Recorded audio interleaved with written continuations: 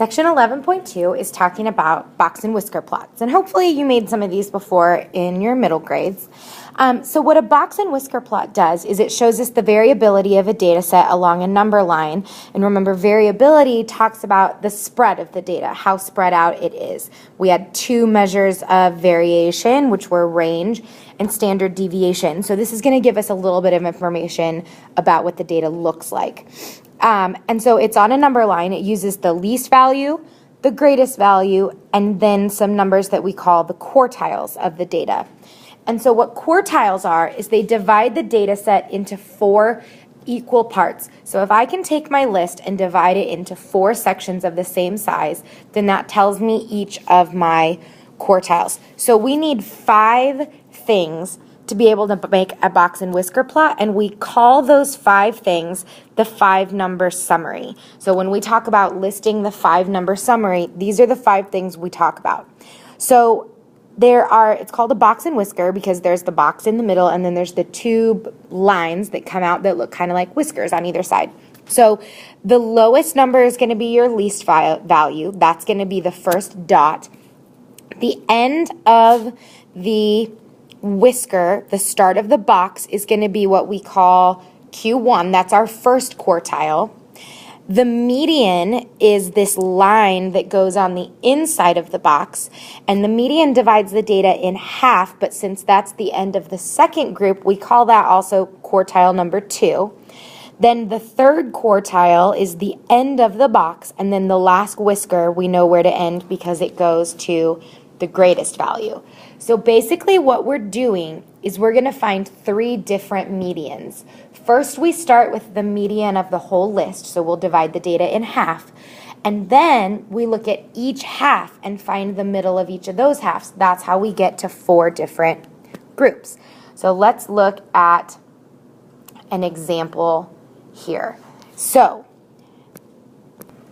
all right, so step 1, when we find the median, is going to be to put the numbers in order.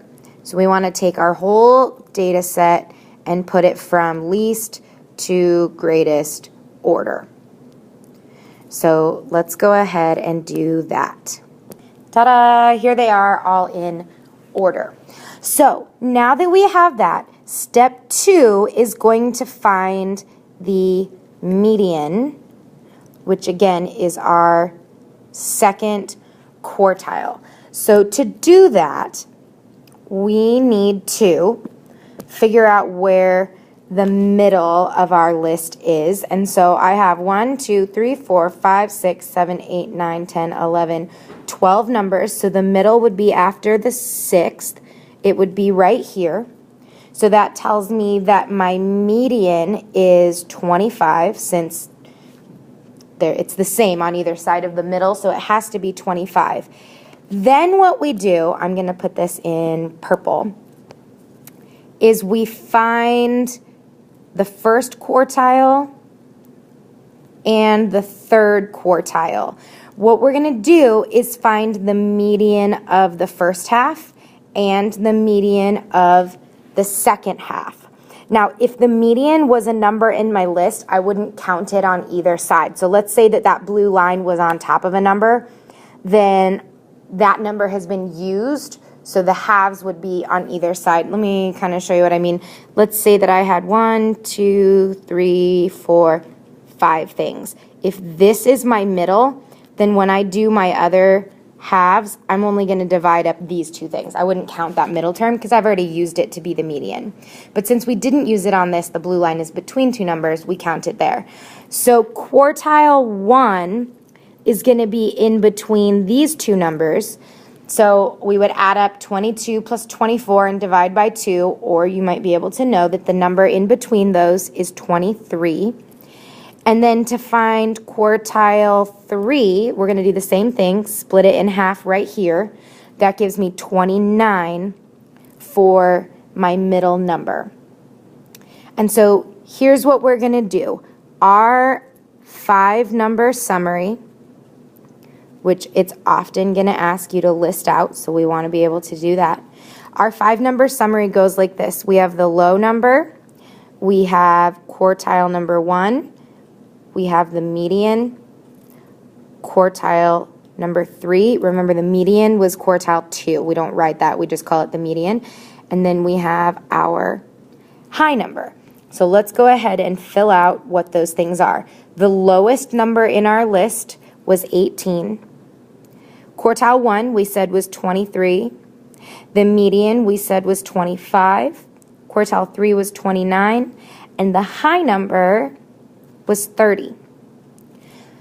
So here's a number line. Something that's really important, we always have to label our number line. So I need to go from 18 to 30. And I always want to do a little bit lower and a little bit higher. So maybe I'm going to count by 5s.